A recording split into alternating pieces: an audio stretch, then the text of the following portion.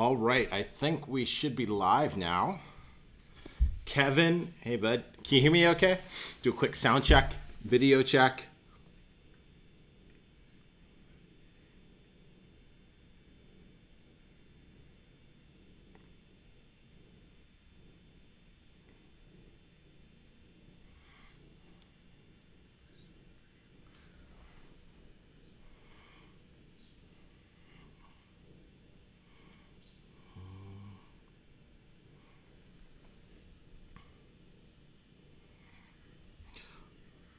All right. Hey, so I want to, what's up, Scott? I want to check this. I think we should be live now. Kevin, hey, bud. Can you hear me okay? Quick sound check, video check.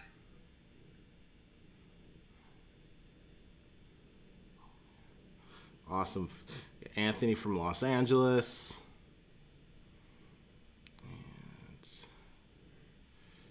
So I'm going to kill that. All right, guys. So it looks like there's a slight delay between when I'm talking and when you're going to get the video. So I'm just going to mention in the comments, I just mentioned about the delay. Can you let me know how long? Actually, I'm just going to time this on my phone, so I have an idea of how long the delay is. Audio is great, video is a bit laggy. It is. Let me see if I can try to fix that. Damn, Bruce Lee lips. We don't like that. Let me see. What else can I close here? Just bear with me.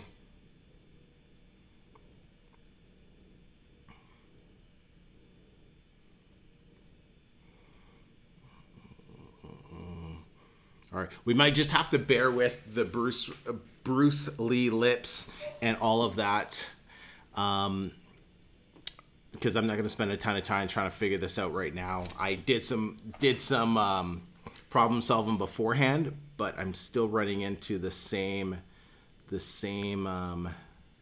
issue. Actually, let me try one thing. Expected video resolution is 1920 by 1080. Let me see if I can change this on the fly.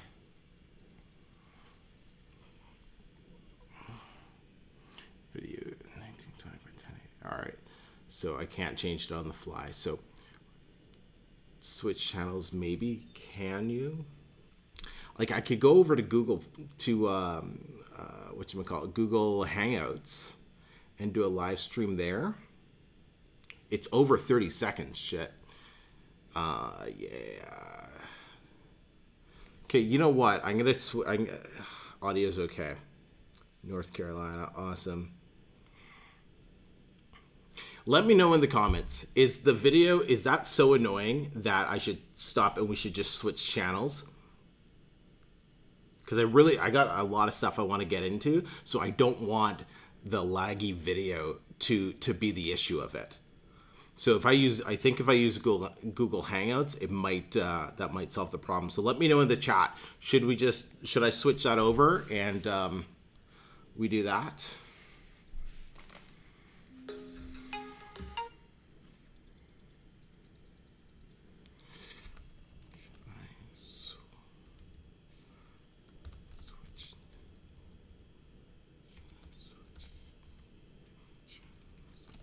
I think it's going to be yes, because it looks like there is like a 30-second delay from me asking a question and people know, just keep going.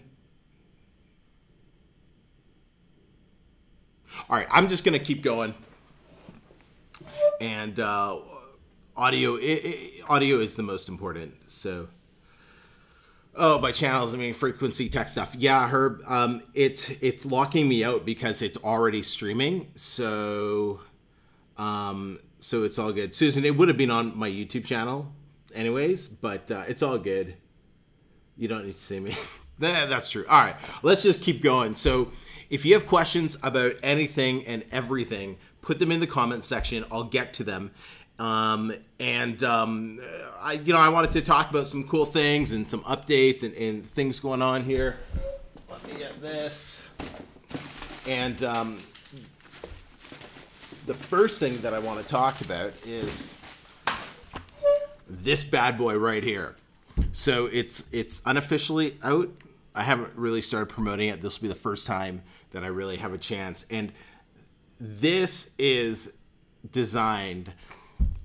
Let me back up, okay? When I made my first $1,000 with Kindle publishing, my world changed. And you see, like, people, like, I'm not the, like, come make 10 grand with me and, you know, change your income. I'm not that person, right? For me, making that first $1,000 did everything for me.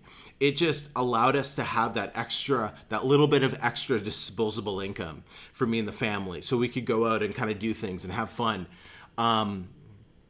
You know, that was it had such a big impact on me that it was that moment that I decided, man, I want to be able to give people that option. Everybody should be able to make some sort of income online. And so then I came out with the blueprint, and I came out with it. It was, I think, like $100 at the time. And, you know, I came out with it at the low price point because I wanted people to be able to, I didn't want money to be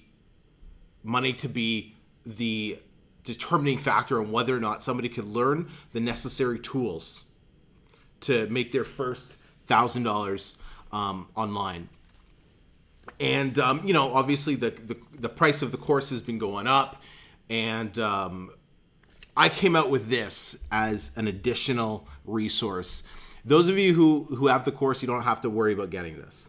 But basically what I've done is I've taken the first version of the course, updated it, and it's in the book. It's a free book. I've paid for the book. It's just shipping that you cover. Those of you who are outside of the States, you can, click on international, you can get the ebook version.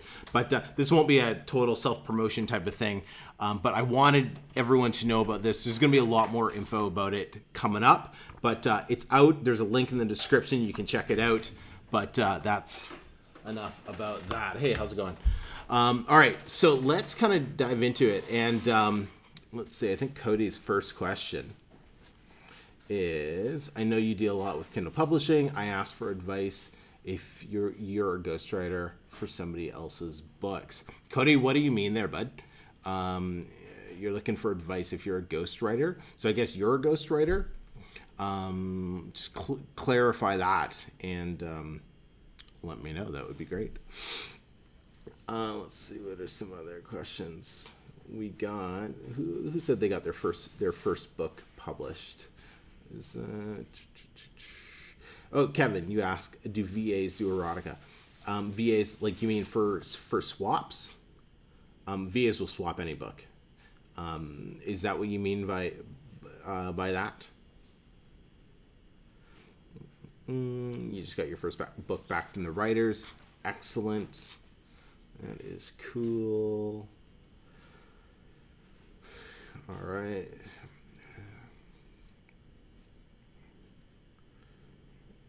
Okay. All right. So, a couple questions that came via email that I'm going to get to in a second. But those of you who don't know what Kindle publishing is, and I guess the majority of you probably do, but for any new viewers, basically all it is going up to Amazon, finding books on Amazon that are already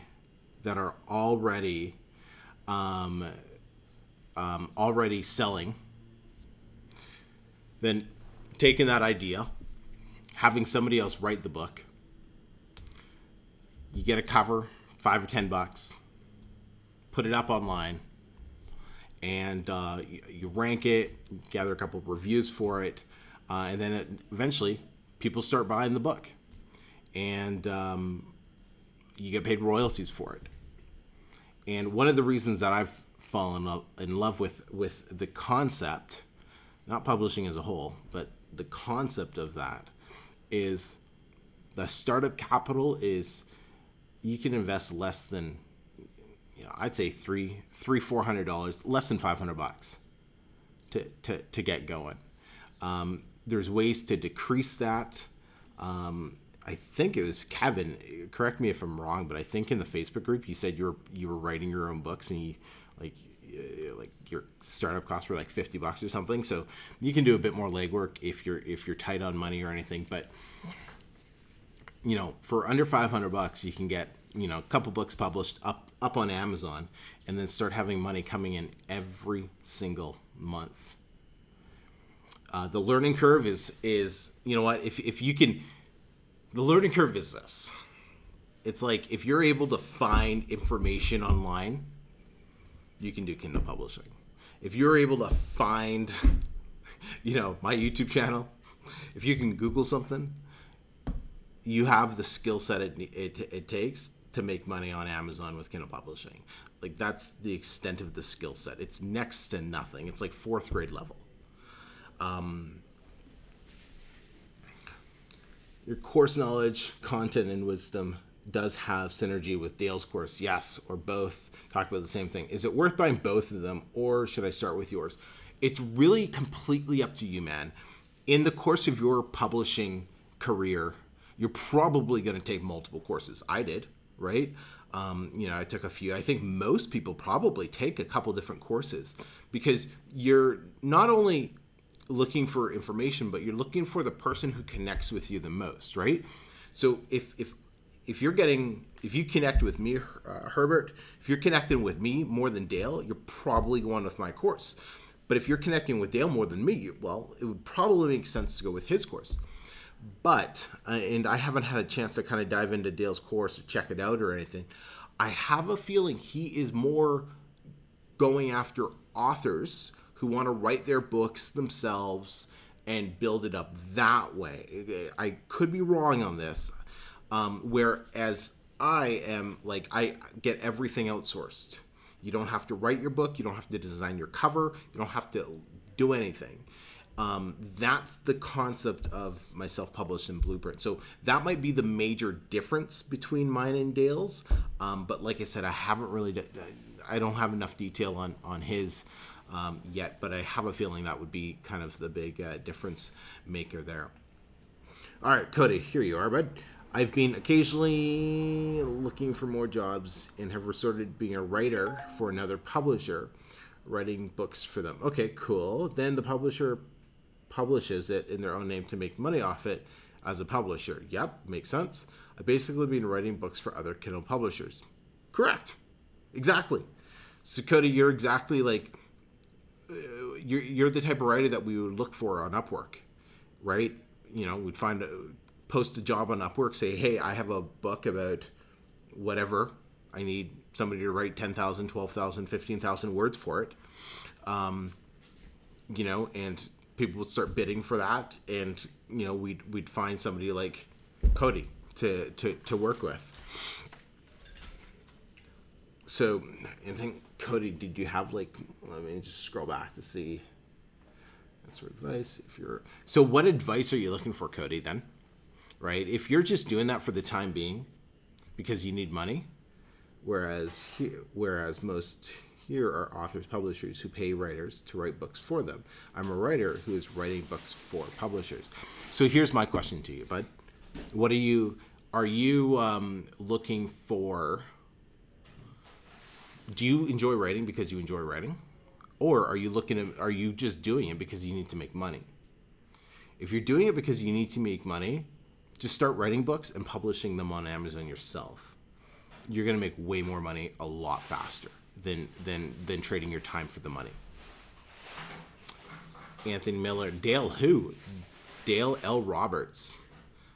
His channel is usually associated with mine, but self-publishing with Dale is his. If you just YouTube like self-publishing with Dale, you'll come across his channel. Me and Dale, we're good buddies. We've done a couple collabs together and everything. So you can check out, I think in one of my playlists, it's Coffee with Dale. And you can check out a whole bunch of videos me and him have done together. He is just an awesome individual. Cannon says, 4th grade level, what's up, Emeka? What's up, buddy? How you doing? Let's see if there's some more questions that are saying here. Okay, Susan asks, do you think more people buying Kindle courses that finding new keywords become very difficult? No. It's actually getting easier than it was back when it was the gold rush of Kindle publishing was going on. Back in 2012, 13, 14, 15, that was the gold rush of Kindle. You could throw mud on the wall and you were making money. It was a piece of cake.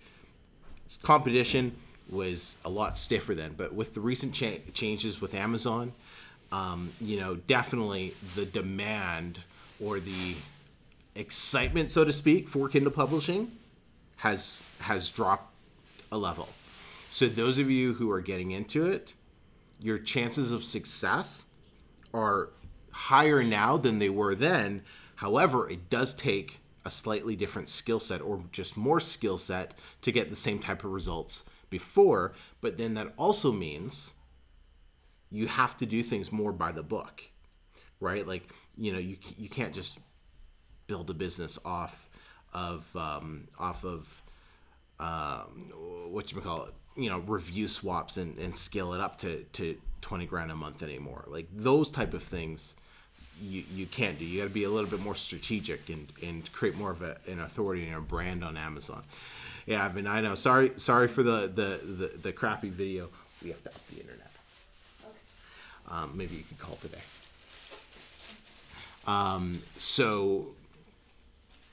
Yes, sorry, Ivan. I know, man. You just got to deal with it. Hopefully you can hear me okay. And I got like Bruce Lee lips going on there. All right. So Blackback X says, in which keyword results range do you publish your books? I made the experience that keywords over 1,000 results are often hard to rank, and you probably need 100 sales to get to page 1. No, not at all, Matt. Man or lady. Not at all. 1,000 is really what we actually start with, right? You can, inside, where is it here? Pretty sure I have it here. So inside my self-publishing blueprint, there's what's called your keyword stack. And here, hopefully you can see that, is the levels that you want to be publishing your keywords in. And then you want to actually publish your books starting with the bottom levels here. Can you see that? The bottom levels here, and then go up. And the first level, what is that? I think it's, here, I'll just show you. It's 500 to 1,000. Now, my main niche I searched has under 100 results in it. And it still makes a couple grand, right? But then I also drive traffic to that, on social media and some other stuff. So I wouldn't say find a niche that has like under 100, but 500 to 1,000 is where you'd want to start in terms of volume for your search, for your keyword, right? Yeah. Let me see here. So I'll jump down to Anthony's there. Do you the reverse period? It's the exact same concept, right? This concept is what all the super high level coaches teach you how to do. This is the best way to break into a niche on Amazon.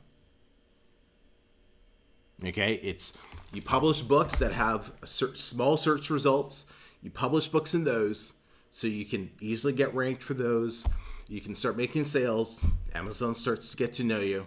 Okay, then you publish books that are related to those keywords that have slightly bigger search results, and you keep going up like that, right? That's why most people, right, when they pick, like, if you type in habits, for example, on Amazon, habits might have something like 10,000 other books, right?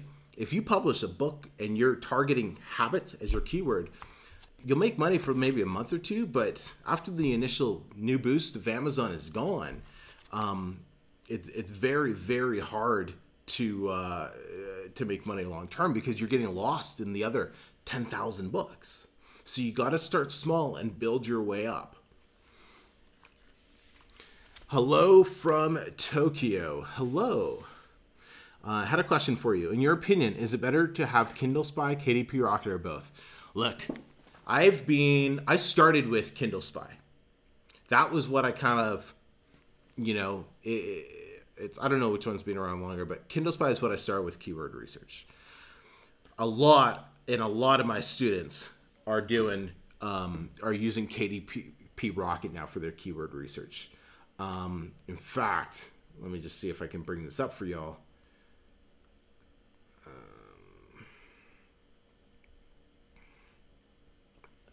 I took a poll in the Facebook group. No, wrong one. That's the wrong poll. Where was it?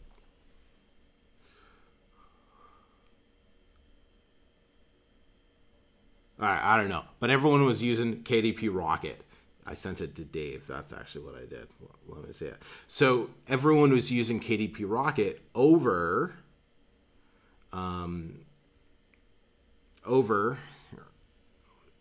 can see this, over Kindle Spy. So if you have to get one, KDP Rocket does a lot more than Kindle Spy does. So if you got to go with one, I'd say go with KDP Rocket.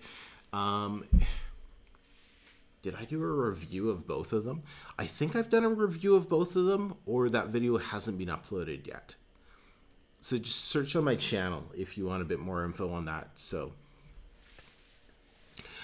Cody, so I'm glad I've caught you on the live stream. Loving the updates. Thanks so much for your help. Hey, man, no worries. Like I said, I'd love just being able to connect with all of you and share my wisdom. And I apologize, I haven't been doing as many live streams. It's because of this reason. I haven't been able to figure out why all of a sudden my live streams, like, the quality just dropped.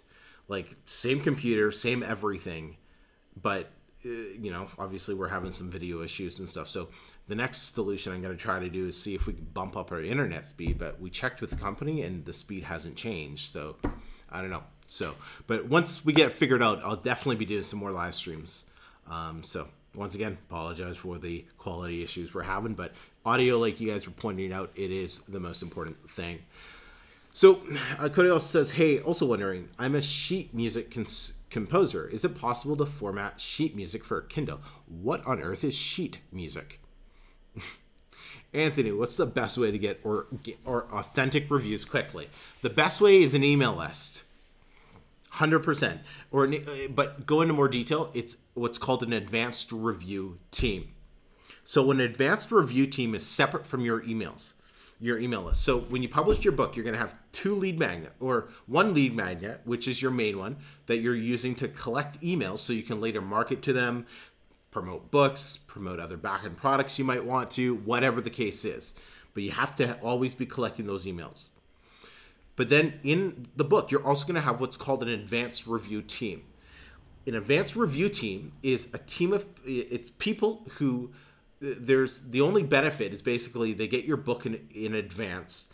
I give my people in my advanced review team, I give them the book for 50% off as well. So if they want to buy the paperback, they can get it for 50% off.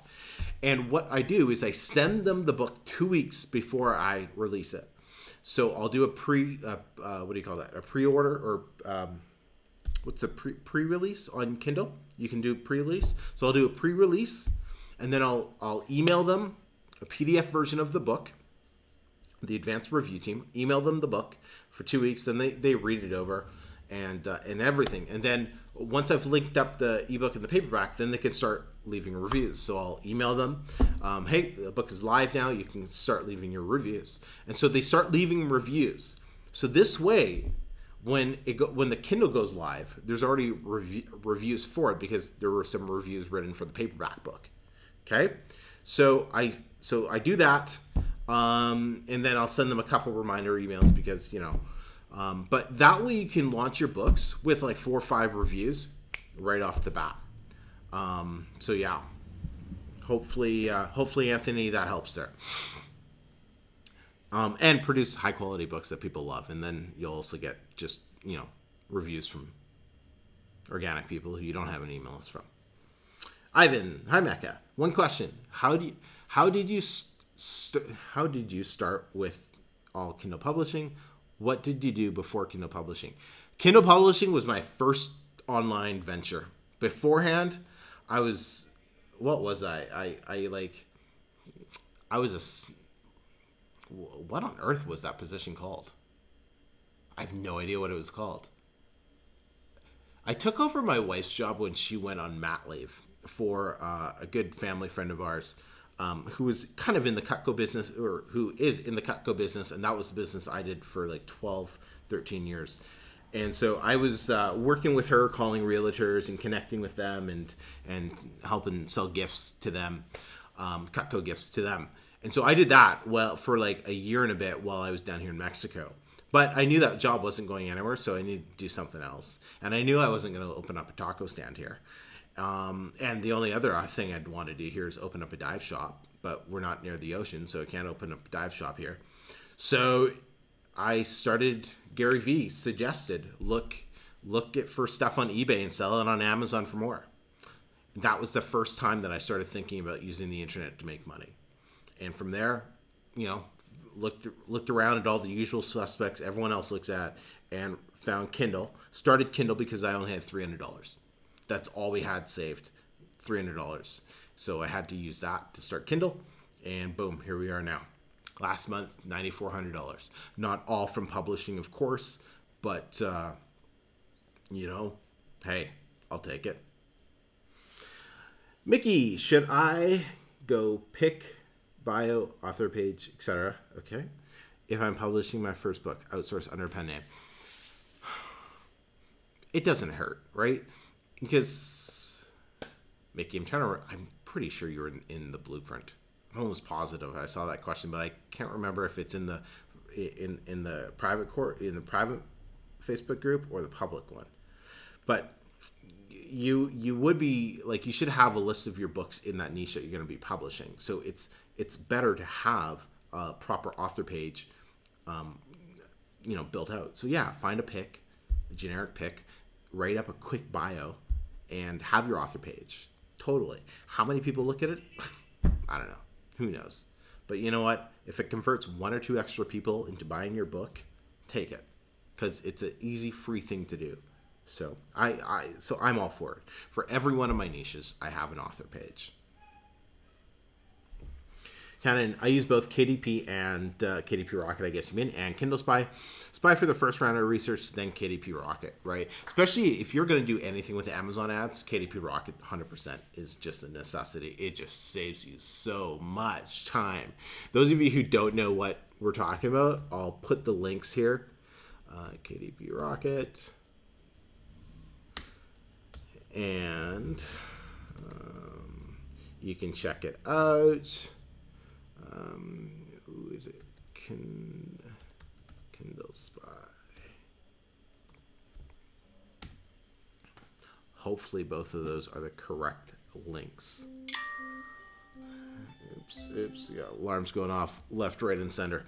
All right, let's see here. All of this is covered in your book for 2018. Is your full book downloadable? Thank you. Yes, if you go to the link, theblueprintbooklet.com, there is an option to get the physical copy. And then there's also an option, if you're outside of the States, I'd love you to get the ebook version. It'll just, if you're not in the States, it's just going to take time because they send it with USPS, the United States Postal Service, and then that's going to translate into your local postal service. So timing might just be a little weird, but it's all good. So yeah. Oh, coded, good. It's basically music that is noted via music nodes. The music performance can play and review. Cool. So is it possible to format sheet music? So I have no idea, man. You'd have to look into that. It's just a little out of my range. Yeah, go ahead with your question. Black back X. Hopefully I'm saying that right. Yeah, go for it. Just type in your question about the pyramid. Just wondering, okay, Mickey says, just wondering in regards to competition against known authors, right? If you're competing against known authors, you probably want to either niche down further to distance yourself from them, or move niches, right? Habits. There's a guy, what's his name? Scott. S.J. Scott. Yeah, Steve Scott. S.J. Scott. He's kind of like the habit dude. So you try to selling a book on habits, you're competing with him. And he's had books that have, hit #1 on Amazon. So competing with him just wouldn't be a good idea. So if you're stuck on the idea, hey, I want to do something with habits, you need to tackle it from a different point of view, a different point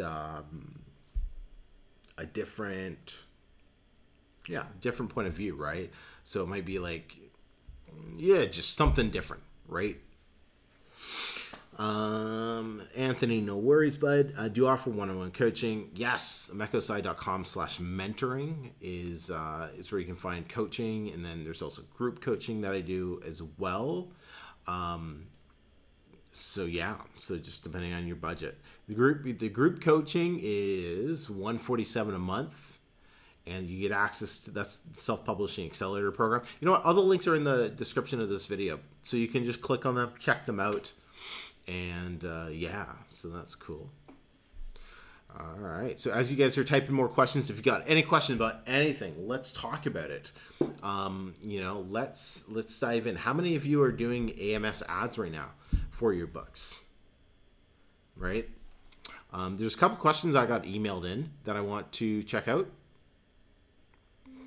So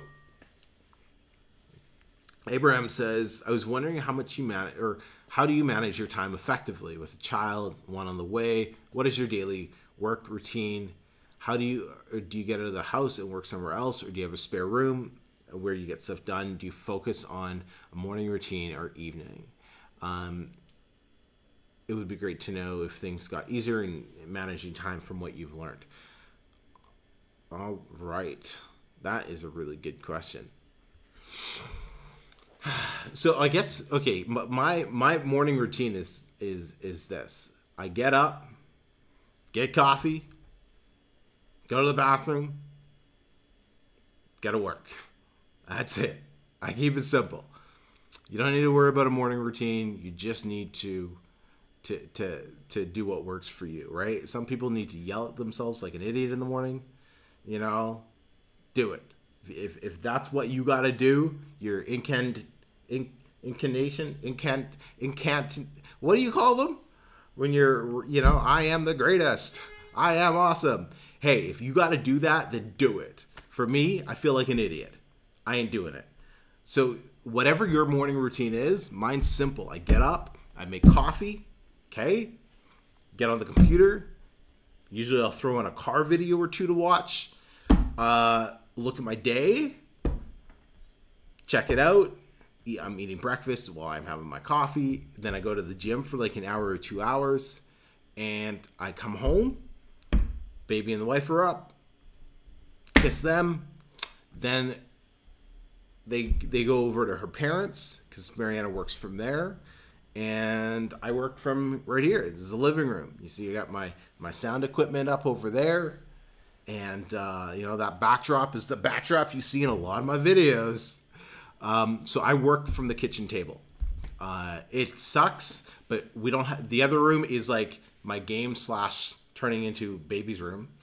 And then bedroom, right? So we don't have an actual room for me to work in an office. So this is what I do. I make do with what I do, right? It's like I got 2 whiteboards in the calendar here. So do what I got to do, but managing time, I'm a big believer in just, if you don't schedule it, it won't happen. So I use the calendar on my computer, syncs to my phone. And I put everything in there. Mariana knows if there's like a doctor's appointment, if there's something I need to take her to or whatever the case, it has to be in the calendar. Otherwise things get booked and, so I'm very meticulous on making sure that things are scheduled. Like right after this, I can tell you, I'll look at my calendar and actually I don't want to take any more CPU power from my computer. So look at my calendar and it's publishing. So today, Thursdays, is when I primarily spend the day working on my publishing business. You know, and then yeah, do that until dinner time. Eat, probably watch the movie. It's Shondaland tonight, so we know it's going to be a good TV night. But yeah, so that's really kind of my routine. We'll see if there's, yeah. So I haven't done a video on the whole morning routine and time management stuff. They're on the list. Let me know in the comments if you'd like to see more of those type of things, but it's on the list. Right before we get back to the chat here, another emailed question. The topic that I want to be covered is how to find the right keywords for kids books, preferably kids 7 and under. So I think if you actually go to YouTube, if you go to Amazon, I'm pretty sure you can search for books under that, like under the for kids, and then there's different categories. Start looking at what those books are to start getting ideas of you know, what's selling well, and you know, you probably already have an idea of what you want to write about or you know, publish. But yeah, I would just have to do some more research on Amazon to figure that out. But remember, it's not the kids that are buying it, it's the parents that are buying it, right? So for that, it's a two-part sales process. You have to sell the parent. You have to make sure the parent can find it first, and then you have to make it look appealing to the parent and the kid, right? So you have to think about those things. I did a couple kids books about a year or so ago, and they did well. Actually, last year it was like my second or third bestseller, but then I got shot down because there was a copyright issue with a company. So they nixed that idea. But you know, they did well, but it was like I had to make sure I was like appealing to the parent, or tons of grandparents were buying it, so to them first, but then also to the actual audience. So yeah. All right, let's take a look. So, all right. So JJ asks, how many books per month do you need to sell to be somewhat successful, and at what price? Define success. How much do you want to make? Like, to take an average, your average book will bring in anywhere from $50 to $100. It's usually around closer to 100, probably 80 to 100 bucks. It's probably a good average, right? It will take you anywhere from 4 to 6 books to really get going, usually to crack your first $1,000. You're going to make your money on the back end. It depends on how long your book is and what niche you're in to determine what price you can price your books at. I know one of our students has a book that it's right around the $40 mark. My most expensive book, I think, is $32. So there's a lot of different factors in there. If you have a follow-up question, JJ, just ask. Syed says, can you repeat how to get the first reviews? Is this before we launch? So to get your first reviews, like brand new list, like brand new niche, you have no list, no nothing, just do a couple swaps. Do a couple swaps to get the book off the ground, but you need to be aggressively building your email list and building your advanced review team, so you don't have to rely on swaps for more than, like, you know, 3 or 4 books. One more question regarding the reverse pyramid. Sometimes it's not very easy to find out if keywords are related. How to know if keywords are related? That is just experience, playing around, right? Like, for example, if you guys type a keyword, like type a keyword into the chat box, and I'll give you some related keywords that that I would kind of think of. That would, I guess that's probably the easiest way, because then you can kind of see how my mind works on it. Yeah, maybe do that. Does the marvelous best niches for 2018 PDF exist somewhere? I'm gonna do a separate video on the best niches for 2018, but I'll tell you, I'll just name a couple right now. Okay, kids niches are money. Okay, but they can be tricky because illustrations, pain in the butt, pictures, pain in the butt.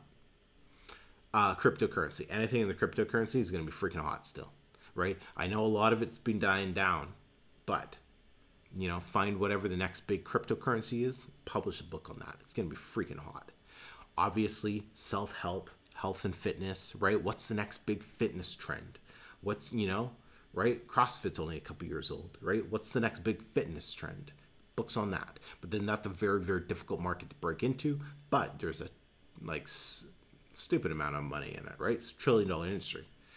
So some of that can trickle down into your pockets if you get there early enough. Those are the ones. And then, so here's an idea as well, right? Dog training, essential oils, golf.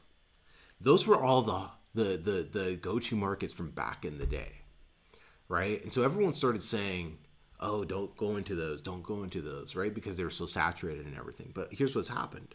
A lot of those books has died off and, accounts got closed, so the books got removed.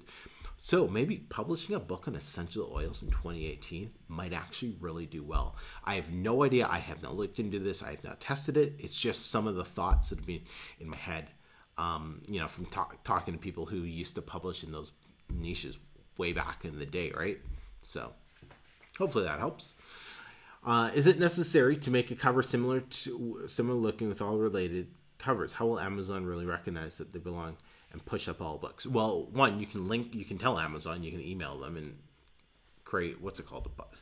It's not called a bundle on Amazon. It's called, I can't remember, but they can actually link it together. But yes, creating similar covers. If you have, I was at the pharmacy the other day, okay? And I was looking at, it was baby formula I was looking at. And this one brand, I was looking at the shelving, and I was looking. And you guys could do this. When you go to a store, right, step back and look at it. What are you going to see? You're going to see brands, right? Don't look at the individual products. Look at the brands. You're going to see brands on these shelves, brands on these shelves, brands on these shelves. All the brands are stuck together. And then look at their individual products. They're all similar packages. Same idea, what you want to do with your books. Books by the same pen name should all have similar covers. I should be able to look and say, that book is related directly. Yeah, that's so-and-so's book because the covers are similar, right? So yeah, I think that really, really helps identify your brand and helps it stand out, especially when you have 6, 7, 8, 9, 10 books. That helps them stand out for sure, but not just in Amazon's eyes, but the customer's eyes, right? And then what's the customer do? Starts buying all of them. And then what's that tell Amazon? Hey, people are buying all of these books together. So they do that, right? When I go into, search for my keywords, right? I'll click on one of my books. And then what is suggested buys or frequently bought together? It's all of my other books, all with similar covers, right? Because people, buy them together because they can tell they're all from the same author. So it is important to make your covers related when you're doing the same brand, same pen name. How do we launch 2 books at the same time? Is it possible? You advise that new Kindle authors should start with 2. Right, I remember when I said that. I still believe it. You launch 2. If you only have money to launch 1, launch 1. But launch 2, you have a better chance for success, right? If you launch 1 and it doesn't do well, just don't get discouraged and launch the second one, and then a third, and then a fourth if you need to. But how do you do 2? Just do 1 and then just do that again right away. When you launch 6 at a time, that's complicated. Launching 2 books, you got this. Any experience with children's picture books? And if so, advice. Currently finishing up 3. Same characters in each. Thought publishing 3 at once would be helpful. Do it. For sure, J.R. Melot.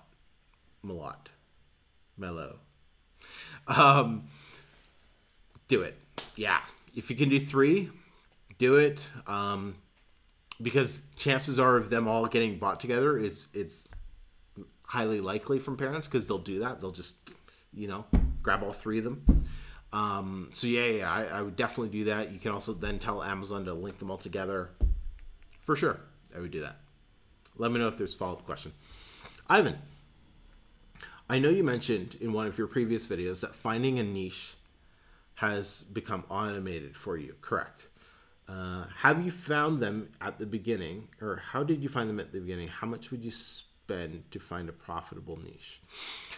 So if you take a look at, there's a video, it's like a 45-minute long keyword and niche research video that I did live. And I went on to Amazon and I found, I think, like 2 or 3 different niches. Check that out. You'll see my thought process for it.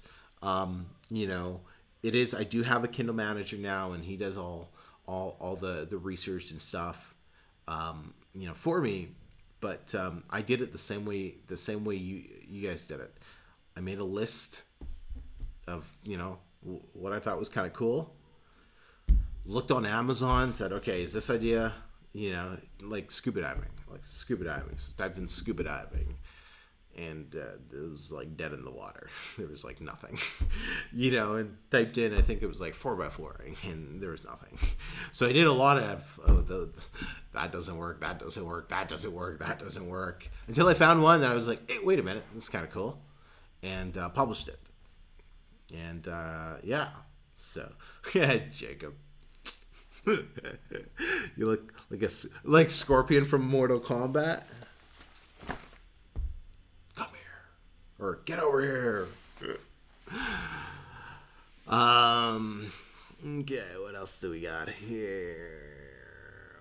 What are swaps for book reviews? Correct.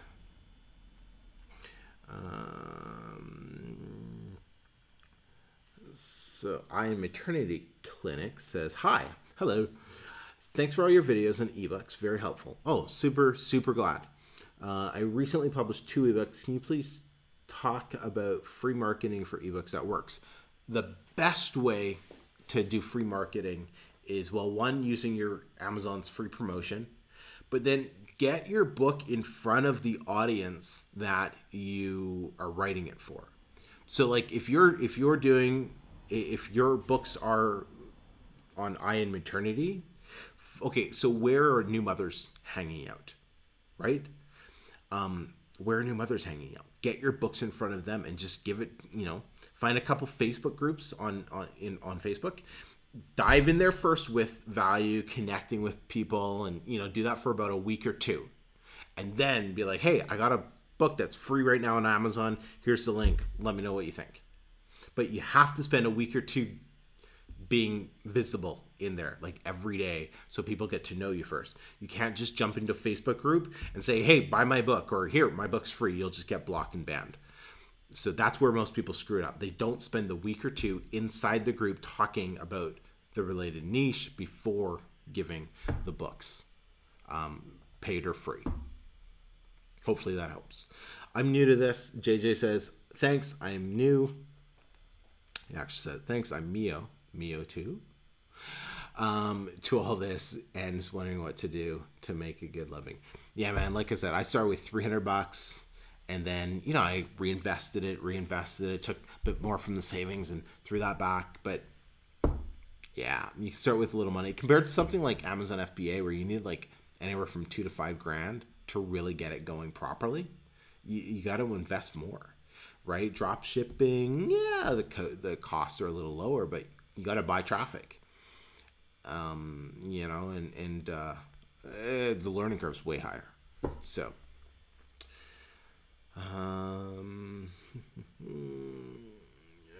so how do we launch 2 books at the same time? Is it possible? You advise, right? I think I answered that one. Yes, I did. Herbert, does comics for Kindle sell well on Amazon?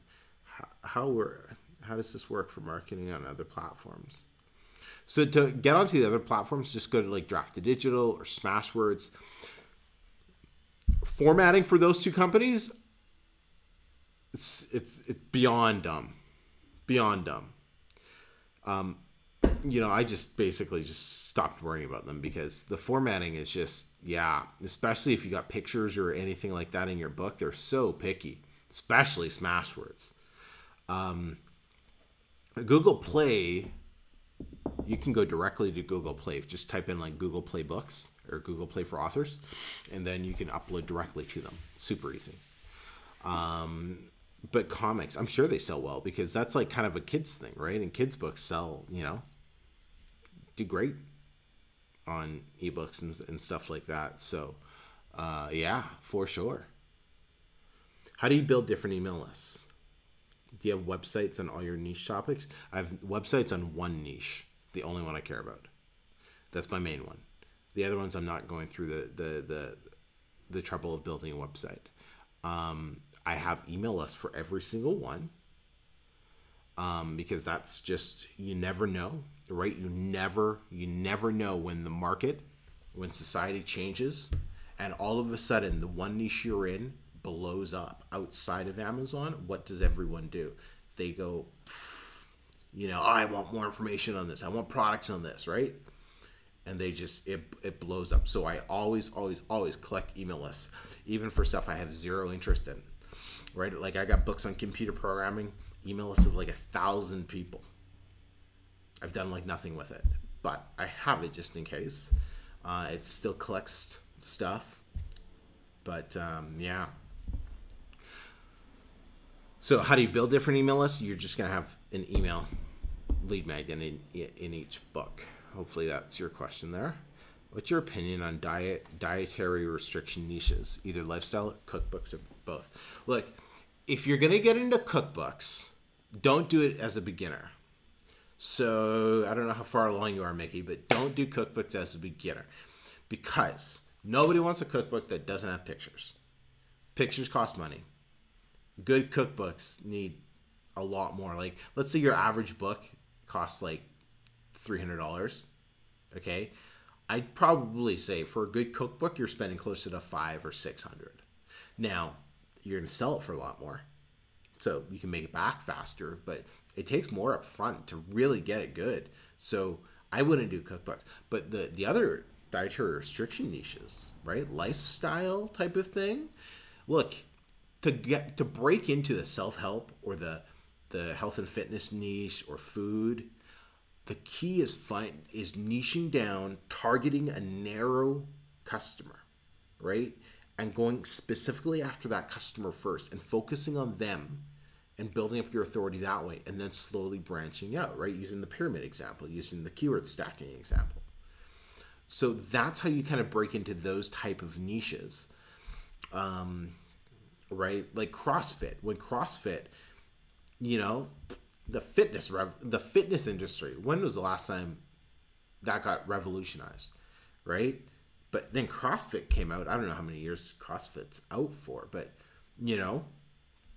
somebody's like, hey, let's just take this and this and mash it together and call it something different.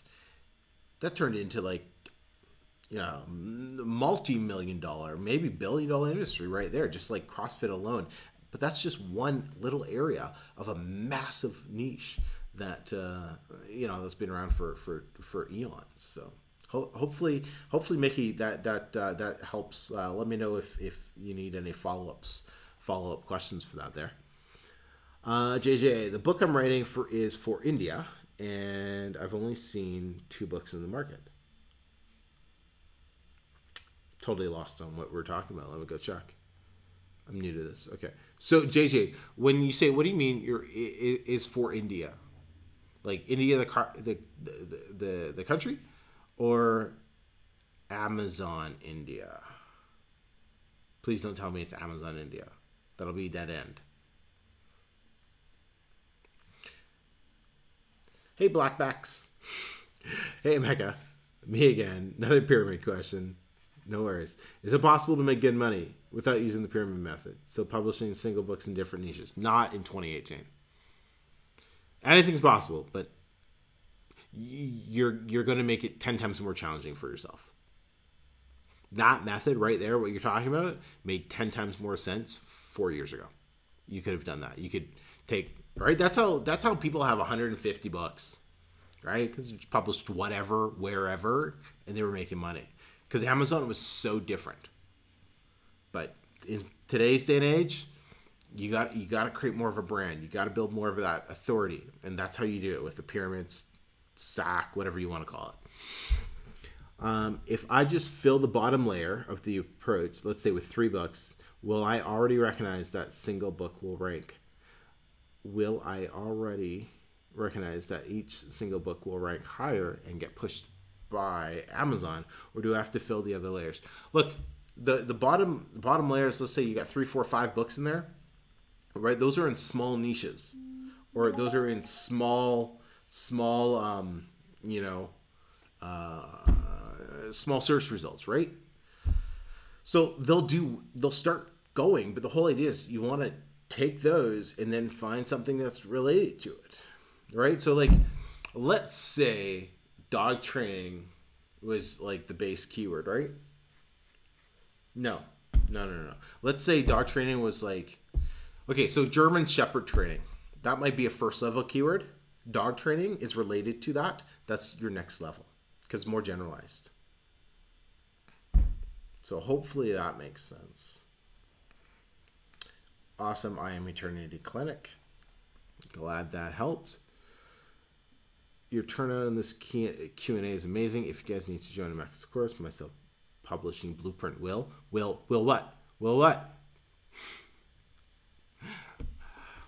Jacob. You guys have probably seen a few of the videos with Jacob on my channel. Awesome individual. Those of you in the course, you know how much value he brings to the Facebook groups and everything. So it will go for a few more minutes, everyone. Then I need to get talking about, or get walking on what I'm talking about, and dive into my publishing business. And because we're doing some major changes with that. I launched a book. When did we launch it? About a couple weeks ago, and sucked. Did nothing, absolutely nothing. But then I re-looked at it. I was like, okay, let me just get some water here. I was like, I re-looked at the book. This is probably a good case study on what happens if you launch a book and it sucks. I looked at it. I'm like, okay, why did this book die? Why is it on page 4 of the keyword? Okay. Why is it making no sales? Like 0 sales. Okay. Why? And so I looked at it. And I looked at the other books that were on the first page. I was like, oh my God, my cover sucks. When I got that cover, I thought it was awesome. I thought it was so good. Right? And then I re-looked at it and I'm like, shit, that cover actually sucks. Like, how on earth did I okay this cover? So I'm like, okay, that's right there. I was like, yeah, that's probably why it sucks. Because nobody buys it because the cover looks like crap. Because check the keyword. I'm like, oh, keyword's still rocking. But yeah, so then if you watch my weekly update, I'm using this company that manages your AMS ads, and I'm trying them out for this book. And my assistant just sent me a report for this book. Where is it? March sales. And bottom line, it started doing like 3 or 4 copies a day on ebook. And this is without the new cover. So I can tell those ads are helping.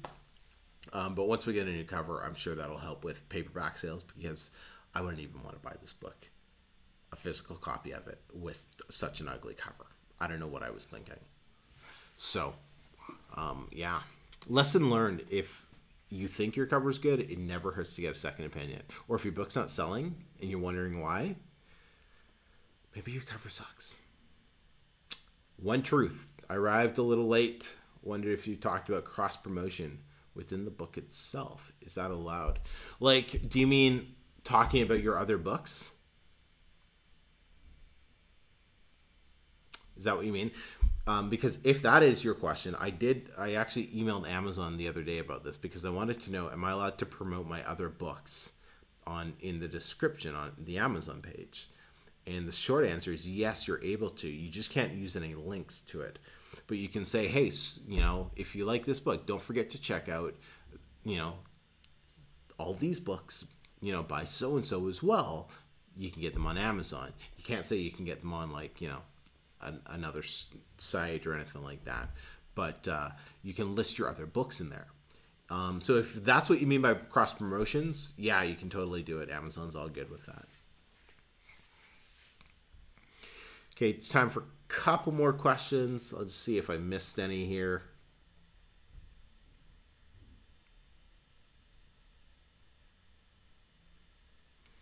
I don't think so.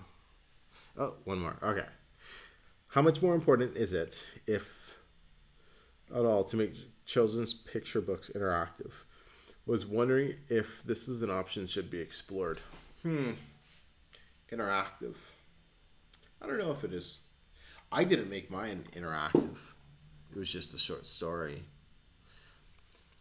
But you think about it, right? If the kids love it, the parents will buy it more, right? That's how you get more and more sales. You know, when my books got, you know, when I had to stop producing my kids' books, I was getting emails from parents and grandparents asking when the next one was coming out. And I'd tell them, I was like, yeah, I can't do it right now. So you could make it interactive. It was funny. We were talking about this in the Facebook group. If you have a paperback only book, right? Like adult children's books, right? Adult coloring books. No idea why anyone would want one of those. But, right, typically paper only, right? Because you got a color on it.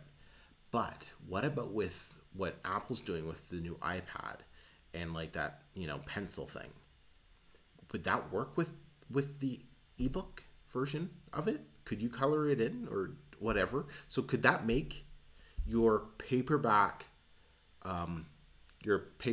focused books more friendly on as an ebook version? I don't know. That was something we were literally talking about right before this live stream.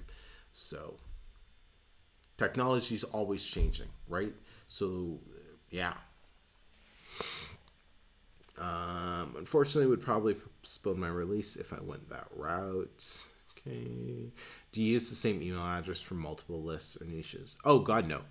I have like, you know, every niche is different email. Every niche is different email. The ones I'm serious about, I buy a domain for it. 'Cause it's like $10 a year or something like that, right? Because nobody's going to take you seriously if it's like at yahoo.com or Gmail. Like nobody's taking you seriously if your email is that. Like, right? So spend the $10, buy a domain, make it look professional. As you said, Amazon India is a dead end. Oops, I did publish 2 on the same. How not to publish on Amazon India.